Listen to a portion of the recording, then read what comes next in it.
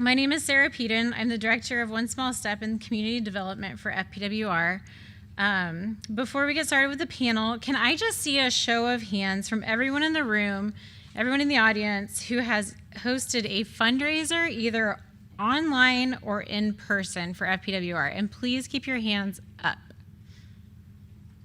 All right. Now can I get a show of hands? Keep them up. For anyone who has served as a volunteer on a committee or participated in a clinical trial for research. Can we give a round of applause for everybody who has their hands up right now?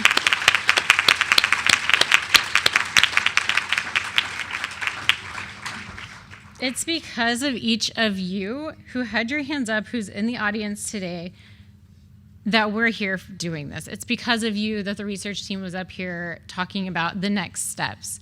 We have a very progressive goal in mind, and it's going to take all of us to get there. So it's because of the people in this room that we've gotten so far in such a short period of time, and now we're going to talk about some practical ways to keep that momentum going. So if you have questions, please feel free to answer. We have a great panel today. I think anyone who raised their hand today could be sitting up on this stage telling us their story, and we'd be just as inspired. So with that, I think we're going to go ahead and get started. So first, we have some microphones on the stands. We're just going to let you pass them around, okay? But first, let's go down the line. Give us your name, an overview of how you've been involved with FPWR, and what inspired you to take action. Teresa Walker, and I have been involved with FPWR since Emma was like 4 or 5 months old. Once we shared her diagnosis with the world, someone that I went to college with just happened to go to high school with Sarah Peden. She messaged me immediately and said, I know someone that has that. And then Sarah said, hey, let me tell you about this foundation. And so we were hooked, line and sinker. And we have been fundraising ever since Sarah convinced me that I could host a walk too. And we have Emma, who's 6. Hi, my name is Natalie Brenneman. I am mom to Evan. Evan is 3. When Evan was 9 months old, we attended our first One Small Step walk. And again, Sarah convinced me to get involved. After the event, she said, hey, do you want to host? And with absolutely no fundraising experience or host experience, I maybe foolishly said, yeah, we'll do that. So, and again, we were just hooked. And so we've been hosting One Small Step, Teresa and Sarah and I. And then we've also done a lot of mini fundraisers. We've done woodworking shops. We've done a lot of online. We did March Madness and a baby bet, and we do birthday parties. So we've done a little bit of everything. But yeah, we love being involved with FPWR. So. Hi, my name's Josh Gillum. We have Jackson that is 9. My wife and I are fixers. Right, so whenever we learned quickly that we could not just, pop a pill and fix this thing, we wanted to do whatever we could, and so we've been helping host walks, as well as we hosted a gala a couple years ago, and basically just whatever we can. And to those who think that you can't just keep asking, all they can say is no. I mean, come on, let's. Anyway, but thanks. Hi, my name's Becky McWilliams. My son Kieran, who has Prader-Willi, is 9. I think I was voluntold by Tanya and Susan when he was about 1 to get involved. So we planned a One Small Step walk. That led into 4 years of One Small Step walks, which led into 4 years of galas with my co-host Sam in the audience, and a couple of other races. We'll probably talk more about it, but I'm sort of in the mindset of it's hard to ask, but people usually give. They just want to be asked. And my motto is go big or go home. Hi, everybody. My name is Brent Snyder. My wife, Renee, and I have been involved with the FPWR for about 7 years. My daughter, Peyton, is 7 years old. We got started really right from the get-go with attending a One Small Step event when our daughter was born. Renee and Tom Compieri, if they're in the room, we kind of went to early on in the back of the room, went to one of their One Small Step events when Peyton was just diagnosed, and just felt really great about it. And we kind of just grew our fundraising experience over the years. We decided to have our own One Small Step walk a few years ago, and then last year we did a golf tournament. So we've just kind of naturally have progressed to our fundraising and tried to make it bigger every year. So, yeah. Thank you. So one thing I like to talk about is we all talk about hope, right? We have this hope, the hope for the future, hope for treatments, hope for this, hope for that. But what is hope without action? It's just a dream, right? We want this to be reality. So everybody up here has taken some sort of action to turn their hope into a reality. So we're going to talk a little bit about how that looks practically. So first, Becky, I wanted to ask you, you mentioned that you've hosted multiple One Small Step walks, multiple galas. She's done multiple endurance running races. She's sold Live Life Full necklaces. You might have seen some of us wearing them around. Tell us about how do you balance fundraising, all these different events with family, and also you're a teacher, you work. So how do you balance all of this? That was my husband who laughed. How do I balance all of it? Well, I am naturally one of those people that just sort of gets off on doing good and doing stuff. So I think there's a few ways. One is working with people. So like I said, having a co-host or a comrade, a friend, someone, a family member who's willing to work with you, I think is really important. Pulling all of your resources from people that love you. I mean, I can imagine everyone in this room has a huge network of friends, families, colleagues that want to give and want to help but don't know how to. I am always amazed. Like, I just ran my oldest son, who doesn't have Prader-Willi, we just ran a race together in honor. We each ran a 5K together to commemorate my son Kieran's upcoming 10th birthday. So we sort of cheated out on doing a 10K by doing a double 5K. But either way, I couldn't believe how many people were donating and thanking us for doing it. Like Jackson's friends, you know, his 12-year-old friends and their parents, like my colleagues, our family. Thank you so much for doing something so we can give to you. And that I was really taken with. In terms of the balance, I think it's really, obviously we're all pretty tired and we have a lot going on in our lives, but I think it's relying on support and help from other people, not trying to do it all by yourself, and reinventing how you fundraise. Like, I think you find more inner strength and balance to move forward when you're energized by the work you're doing. So changing it up has always been really important. And finding fun. I mean, I know Sam and I that plan galas, like, we throw parties and it's fun and it's hopeful and people dance and they drink and they eat and they bid, and it's exciting and it's fun, and I think that helps me sort of drive the fundraising forward.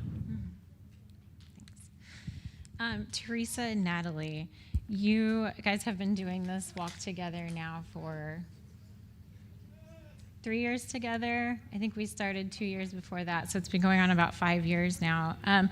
Tell us about how you work together to host your One Small Step walk. How does it benefit you to have a co-host, and how do you split the roles so that you're not bearing all of the weight of the event? Delegate, delegate, delegate. tell other people to do the job for you. It works great. We've got a great network of family and friends. They want to get involved. They're happy and excited to get involved. So we form committees. We assign tasks. And it's great. So one of the things that I tend to do is the silent auction. That's kind of what my role is with our One Small Step Walk. My husband Blake usually does all the media stuff, so photography, video stuff. And then I'll let you talk about what you do.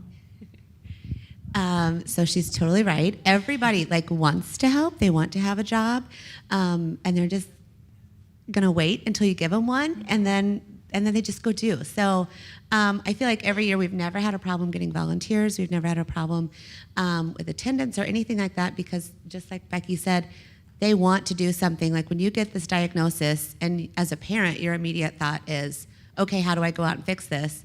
And you think fundraising might be the only way because it's so complex. The same thing is true for your friends and family. They want to help, and this gives them an opportunity to do so. So we're happy to delegate. I mean, we start posting early on. Hey, do you think that your company might sponsor? We can get them on the back of the T-shirt. We look for anyone that we can ask in any different way. It takes place in my hometown. Natalie and I live maybe 15 minutes from each other. Sarah lives less than an hour away. So we're really able to also pull from our individual communities and then come together as a whole. So we're really lucky with that too. So Natalie usually does a lot of the silent auction stuff, which we're so lucky. It's always been such a big hit. But since it's right in our backyard, we usually have the volunteers that come and set up. I mean, it's a big auction because Natalie rocks. So it's 8,000 tables and lots of displays and papers and bid sheets and all of that. So we provide a lot of that, and just the marketing and things like that, getting people to attend, word of mouth really in our community. And it's so nice to have Sarah be able to come to our walk. She can literally report to our attendees in real time. This is what we're doing with your money. I work for the foundation. This is literally what's happening. It is an instant return on investment for them, honestly, for her to report. And, she's able to even pull from her Bloomington community because her people want to help too. So it's amazing to have co-hosts if you can wrangle people in. And I'll add that I'm definitely a shy, introverted person, and soliciting money from people is not something I ever dreamed I would do. It's way out of my comfort zone, and anyway, I figured out how to do it. I don't know if I do it. Hashtag whatever it takes. Whatever it takes. So you can do it too. And I will say also, when Teresa approached me, I had been hosting, I think, 2 or 3 One Small Step walks in Bloomington, and I told her, I said, we should do this in Avon because we have a lot of families in the surrounding Indianapolis area, and I think it would be easier for them to come to your location than to mine. And she was like, I can't do that. She really said, I can't do that. And I was like, yes, you can. And you really can. It doesn't take much. It just takes one person to be willing to drive the ship. But like they said, delegate. People like to be involved. They just want you to tell them what to do. And so we've noticed after several years now, we don't have to rewrite the script. We just do the same thing every year, and it's successful, and people come out, and we have a great time. All right, let's see. Also, I want to encourage that, and hopefully a few other One Small Step hosts will chime in during Q&A. Not every one small step looks the same. Not every one small step is even a walk. So a lot of people are surprised when they hear that. I've not seen 2 one small steps that look the same. So it's definitely something, we'll talk about it up here, but you can turn it into your own. It's pretty easy to personalize into what you like or what age group your children are in, what their interests are. So hopefully we can talk about that a little bit later. So Brent. Brent and his wife Renee have been hosting a One Small Step walk for quite a while, and they're still hosting One Small Step walk. But then Brent, tell us about what inspired you to include a second event annually, and what does that look like? craziness. I think, in my mind, we started doing a golf tournament a couple years ago, and it kind of I'm in the business world, so golf tournaments have kind of a natural fundraising, for people in the business world. So I looked around. I've been to a lot of them. I see how effective they are, and I just in my mind I was thinking, why can't I do something like that? I like to golf, so that's a big plus. My friends like to golf, and so we started it just kind of on a whim to say we don't know what to expect or how effective this will be, but it ended up being a great event, and it was different. So the one small step walk that we do usually around March is kind of a family-oriented event where we have families, parents, kids. It's a 2-hour event. It's usually on a weekend, and it's great because friends of ours that have kids, they love bringing their families out so they could kind of teach their kids about charity and volunteering, and so we decided to keep that, but we felt like maybe a more adult-focused event would also be fun, so we just jumped in with a golf tournament, and so we do a golf tournament, and afterwards we do a kind of like a dinner auction with silent auction items, live auction items, and so that's where a lot of the fundraising, some of the fundraising comes from the golf itself, but most of it is kind of through the dinner event. So it was just a different way to engage in a different way our community. Sponsorships, T-hole sign sponsors, just a lot of different ways to kind of raise money, and it was a lot of fun. So people are excited to spend a day out, an evening out, and have some fun. So that was kind of why we did kind of 2 separate events past couple years. Unfortunately, Jackie had to rush out to catch her flight, but can you talk to us a little bit about the support that you received from the foundation, from Jackie? Oh, yeah, to help you with absolutely. your Oh, yeah, event? Jackie, she walks on water as far as I'm concerned. She's awesome, such a great support. She's the national events coordinator, so she's doing all the different events going on across the country, and I know she's got a lot of work on her plate, but she's awesome. So the support that she provides us is a lot of the website is provided through the FPWR, so our event page where people can register, they can sign up, get more information. She helps coordinate all of that. She kind of just jumps in and does a lot of different things behind the scenes for us. She shows up, she's been there at both of our events, kind of boots on the ground to help people make sure they get registered, help people check out with their items. So there's a lot of support from Jackie and the FPWR on that as well. Thanks. So Josh, last year we were really fortunate to create a new website platform to conduct what we call DIY type of events. These events they range very broadly. They could be car shows, spin classes, concert fundraisers, wine nights, non-ticketed events. I mean, you name it, we've been able to turn it into a fundraiser using our DIY platform. It's a website very similar to One Small Step, but it's branded as Foundation for Prader-Willi Research. And it's something that Josh has been able to use. Can you talk to us a little bit about how you've used that website? Yeah, so I've only used it once so far, but the last couple of years have just been completely insane. So we've kind of done things on the smaller level. And so we did I think you said he did a March Madness thing. We did one for March Madness, and it was surprisingly easy. And I mean, it literally took, I think, 5 minutes to set up. And I think it raised a couple $1,000s or something. So it's, it's not my $2,000 that matter, that I bring to the table. It's everyone's that helps out. So I encourage you to dip your toes in and go big or go home, or and go small, and eventually go big and go home.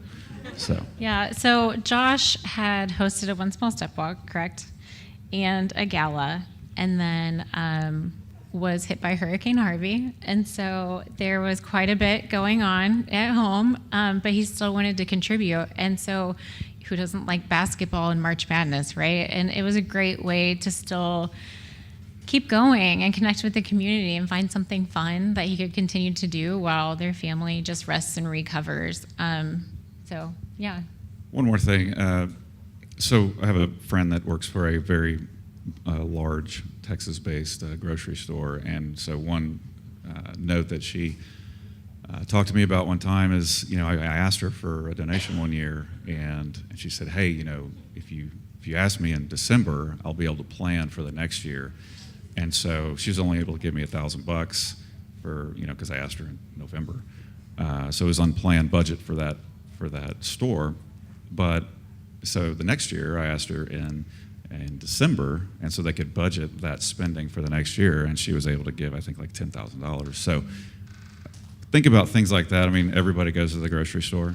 Just go to the little desk and see, who you need to talk to, and because grocery stores make a lot of money. So. Yeah.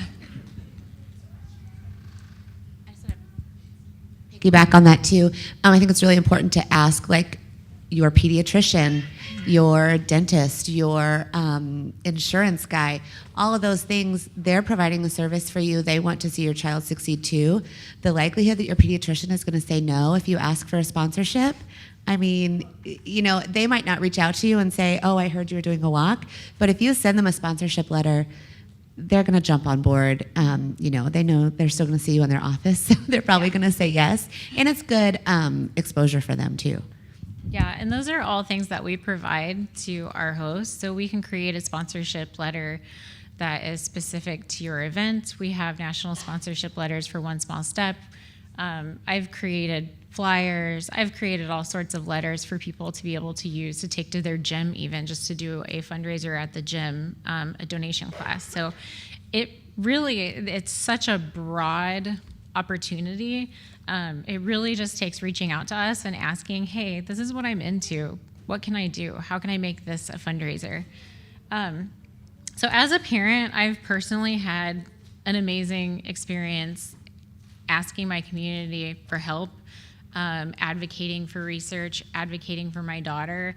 I've been blown away by the amount of people who come out of the woodwork who might not even be great friends, but just acquaintances who are empathetic and who want to get involved and help. And personally, I feel like that has helped me. It's just helped me understand that I have a community to get through this. So in the days when it's hard and PWS is weighing you down, you have people out there who want to be on your side and want to help you. So I just wanted to ask the panel, what has been the greatest impact on you personally from getting more involved with the FPWR in this type of capacity?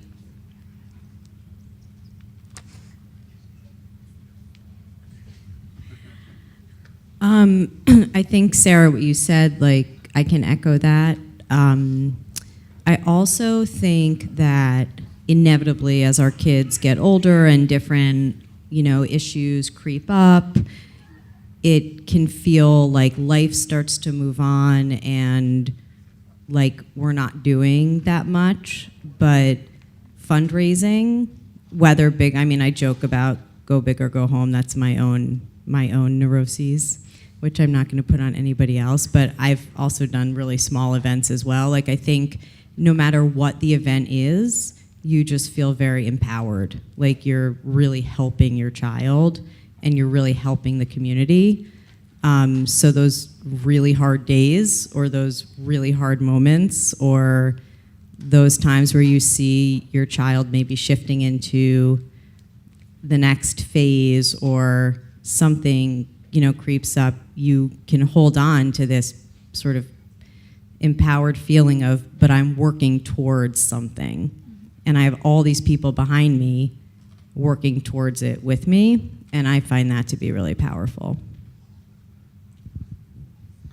I would echo that too. I'd say by far our fundraising events are the most rewarding experiences we'll have all year. The sense of empowerment, the sense of we're doing everything we can to move the ball forward. None of the research happens. Everything we've heard here on the stage throughout the past few days, none of it happens without money and the funding that we provide. And like Susan said, it's not a matter of if, it's a matter of when we find these therapeutic treatments for our kids, and it's up to us, all of us in the room, to figure out, how fast we want to get there. So there's a quote that Renee and I heard our very first conference. It was by somebody, I think it was the Veroslav. Sergio said, "It is the greatest of all mistakes to do nothing, because you can only do little. Do what you can." And that just motivated us to just start small, do something, and then see how it goes and grow it bigger every year. So, yeah, that's kind of our motivation. It's just really rewarding and empowering, and Prader-Willi syndrome is not an easy thing to deal with, but the support, like Sarah said, you'll be blown away. We get blown away every year, people that come out of the woodworks to help. And there's a lot of good people in the world, and you see that. You host an event, you'll see all the good within your community and your friendship base. So that's kind of what keeps us motivated. It's hard to follow that, but it's literally the sense of empowerment, like you're doing something for the community. I mean, that's literally the thing that helps me, for the events. Like I said earlier, it's not about how much. It's about feeling like you're helping, right? It's the community. It's getting all your friends together, and to what you said earlier, it's people want to help. I mean, I hate to say it 15 times in a row, but it's get your friends out there. I mean, everybody's got friends. Everybody knows how to do something. I'm an IT nerd, and I know how to do things on a computer, and so I blow people up on email, and they respond. I mean, it just happens. So.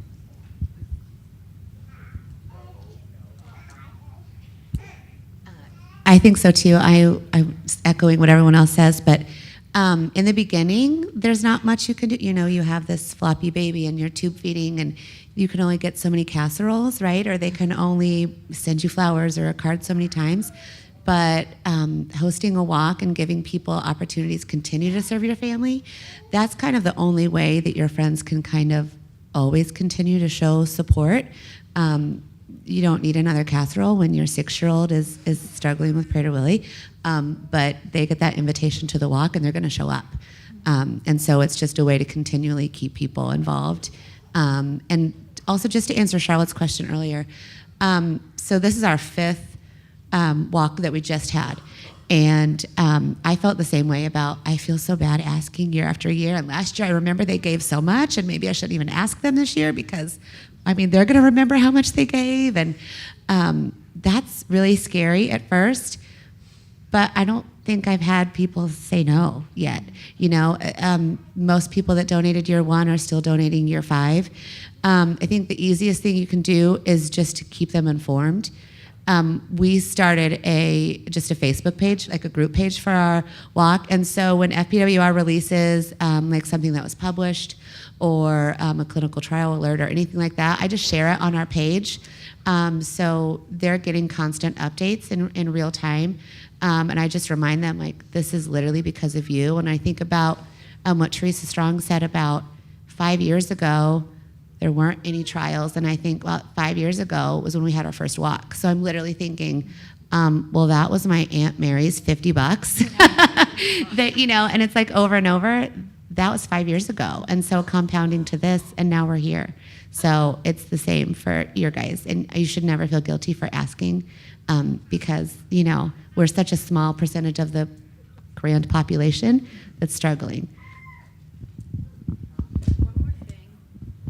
I was going to say that I think for your family, we have 2 other children who don't have Prader-Willi, and we do everything in our power to, not make our life about PWS, which I don't think it is, but I do think that having fundraising events is a really positive family event as well. As my oldest son has gotten older, he wants to get involved. He wants to run races with me. He wants to support his brother. And it's really positive, and it feels like it provides hope for the whole family in a way that I didn't used to think when my kids were younger, And the walks are a great example of that because families come out and it's like Brent alluded, like kids want to get involved. Families want to teach their kids about charitable giving and philanthropy. And it becomes, like for us, it's been a source of hope, not just for me as like mom who will do whatever it takes for my child with a rare disorder, but for our whole family. And I think hope for a family unit is equally as important as hope for just your child, if that makes sense. Yeah, I can echo on that. My daughter just turned 10, and we've been hosting events now for about 9 years. And really about 2 years ago, she asked me, why do we do one small step? And I told her, I said, all your friends that have special bellies? And she was like, yeah. And I said, well, what we do is we raise money so that these doctors and researchers can find medicine to help you and your friends and their special bellies. And she really appreciated that. And because she has friends, she's met these people, she's met all of these friends at these events, she's met them at conferences. I think in some ways it shows her that 1, she's not alone, 2, we're working to make it better, and 3, there are hundreds, if not thousands of people in this world today who are trying to help her and her friends, and she thinks that's amazing. So for her to finally grasp it and understand it and appreciate it, and like Rebecca said, we don't focus on PWS a lot in our household. It's not a daily thing. It's not what our lives revolve around. But for her to have that special day where she gets to get together with her friends and celebrate, it's a celebration. We get together and we celebrate how far we've come and how far we're going. And she gets that reminder that she's got a community that has her back. That is special. It's special for her. It's special for us. But I think our kids, as they get older, they start to recognize that they're not alone. So I think we can go ahead and start opening up for questions. If you have questions about fundraising in any aspect, no questions too small. I've had a lot of questions this weekend, so hoping you guys will share them with the rest of the room. Hi, guys. So you did a fabulous job on putting these people together, because if you asked me 3 hours ago about fundraising, I'd tell you, nope, not in me. Just not in me. And I'm seriously considering it now. So, yay! Job well done. If that's how FPWR is ran, we're in good hands. My question then is, okay, absolutely no background in fundraising, brand new recruit, where do I go for the hand-holding process? Yeah, so that's a great question. I've actually placed flyers on every table towards the end, and it has our website, theact.fpwr.org, but it also has my personal email address. And I would really encourage anybody who has any interest whatsoever to just email me. Email me Monday. Email me this week. And we can start the brainstorming process. And sometimes when I start brainstorming with people, I realize, I think you might actually be someone Jackie needs to talk to. So for instance, I've had people reach out to me and say, I want to host a walk, or a walk's not really my thing. I think I want to host a 5K, or, I really like spin classes. I think I'd like to do a fundraiser there. And that's where I would help you, and I would walk you through step by step what that looks like. And usually the first time hosts that we have, I spend most of my time with them corresponding back and forth. In your second year, you might only need to call me 3 times. But so it really builds on itself. Now, if I get somebody who contacts me and says, I really want to have this big cocktail party, I want to have a live auction, this and that, then I would say, wonderful, let me get you over to Jackie and she'll take it from there, and she helps plan those events. So definitely email me. It's on that paper at the bottom of one of the sides. It's a 2-sided form.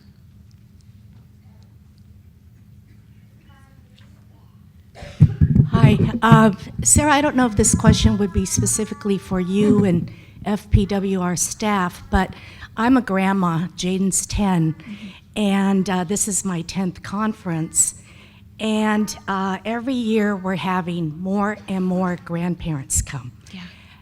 You kids are raising kids, and your resources are going into your families. The grandparents are at a stage where we've got more discretionary income. And I know nothing whatsoever about planned giving, annuities, all that kind of stuff.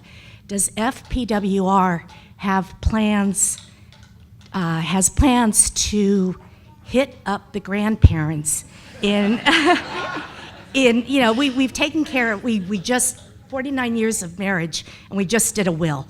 And, and it includes Jaden and his trust, but when are you going to hit us for, doing something formal towards maintaining FPWR? Yeah, that's a really great question, and that's something that's come up in our staff meetings. I know Melissa Demand is working on planned giving. She's in the back there, and John is working on that with her. So it's definitely in the works. Do you guys have an answer as to when that will be rolled out? It's rolled out. So if any grandparents or anybody has any questions about planned giving and information how to put stuff in your will, please reach out to me, and I will get you all the information you need, and we'll start sending out probably in the next few months emails and mailings targeted to grandparents as well, how to do that. But yeah, please let me know if you want me to get you information. Thank you. Planned giving, we're dying to give.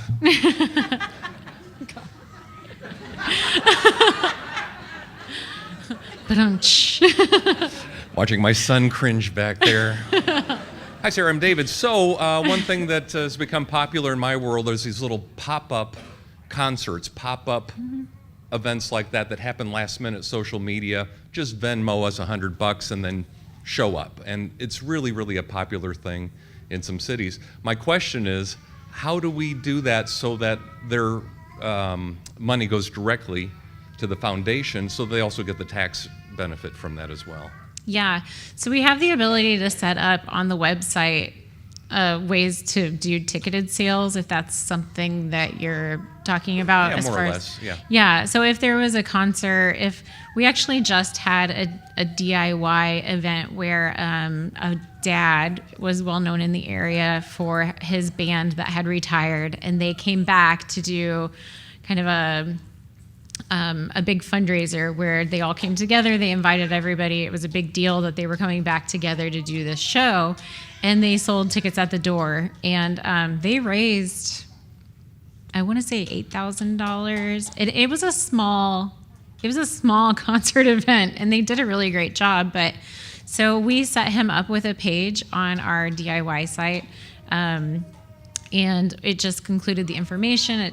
It had the ticket information. They also collected cash and checks at the door, like a cover charge. I provided him with some slides so that while they were playing music, they could take a little break and show a slideshow of where the money was going, kids with Prader-Willi syndrome.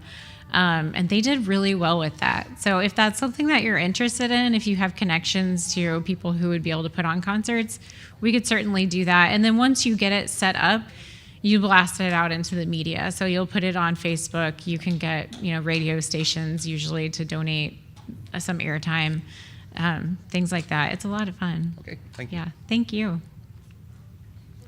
there any other questions? Can you use the video? I don't see why not. I was going to ask the same question. I didn't put it together. Yes, you can use it, but we don't have the rights for the music. So we need a volunteer who would like to reach out and ask the artist. Andy Grammer? Yeah, that's a good question. Okay, we've got another question. Yes. Hello. Hi. Hi. Have you guys tried registering with the Combined Federal Campaign? Yes. So Yes, you have tried. so that people can actually hear me. So we used to apply with the Combined Federal Campaign. This is for government workers who want to make donations through like monthly giving. The challenge with the Combined Giving Campaign is they made it more expensive to register for the program than the funds that you were actually receiving. So we no longer work with the federal campaign, and we just ask that people donate directly to FPWR. And if you do want to set up a monthly donation, you can do so that it automatically is deducted from your account or onto your credit card, and you can do that on our website. Do we have any other questions? Or even for the panel specifically? Okay, so as promised, I have prizes. So I would like to know who in this room has hosted the most One Small Step walks. I have a prize for you. I saw somebody that I thought might be eligible, but I'm not sure she's in here. So if you've hosted a walk for 9 years, raise your hand. Who is that? It's Megan. Has anyone hosted a walk for more than 9 years, 10 years?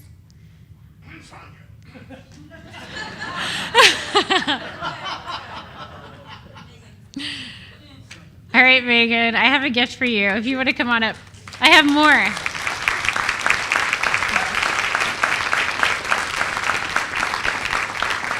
This year, Megan took her first break, and when she contacted me, and she was like, please don't be mad. I think I'm going to take a break from One Small Step because we're hosting the conference. I was like, are you kidding me?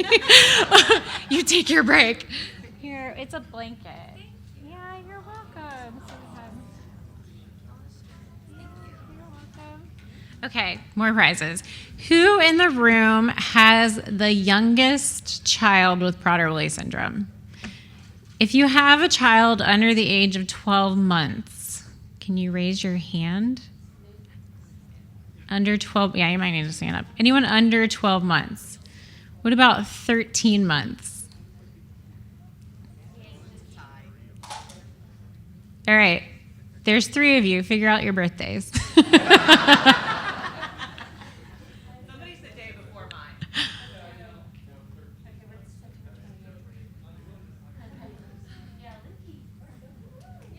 Do you have a, yay, okay. I have a blanket for you too.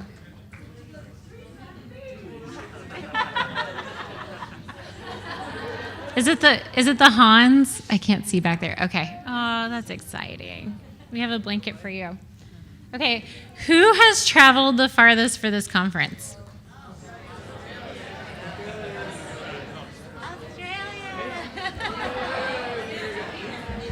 Oh, yeah. Which one's farthest?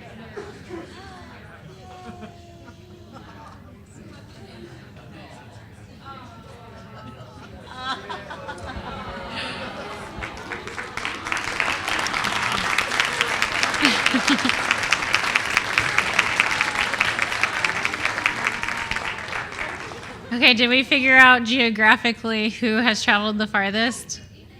Is it Anil? All right. I have a pillow for you for the ride home.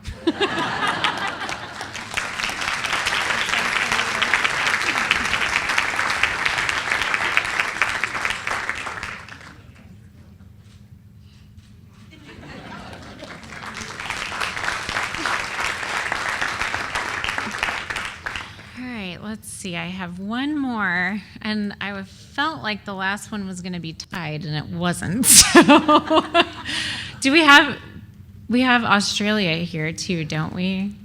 Yeah, I have a pillow for you for your ride home. Is it Libby? Okay. Yeah, you can share it. It has room.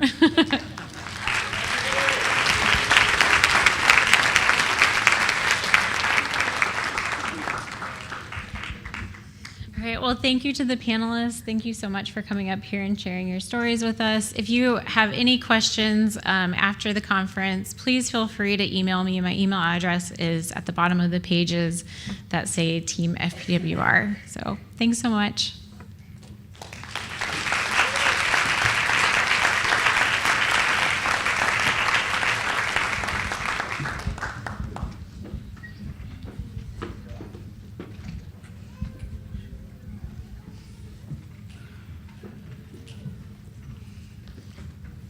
So I just wanted to thank you all for coming, and thank you for all you do. We can't do what we do without you. Together we can be invincible. Next year we're in Chicago. So, you know, I hope you all consider coming back. We'd love your feedback, you know, on your experience at this conference. If there's things that we can do better, let us know. If there's things that you'd like to see, let us know. These conferences are for you. So please give us that feedback. We can take criticisms as well as praise. And we can do this better. And when you go back to your communities and you're talking to other families, ask them to consider coming. Obviously, you've heard a lot about clinical trials. Really give some thought to participating in those if it works for you and your loved one. So with that, thank you very much. I wish you safe travels home. Thank you for all you do, and have a good evening. Be careful on Bourbon Street if that's where you go.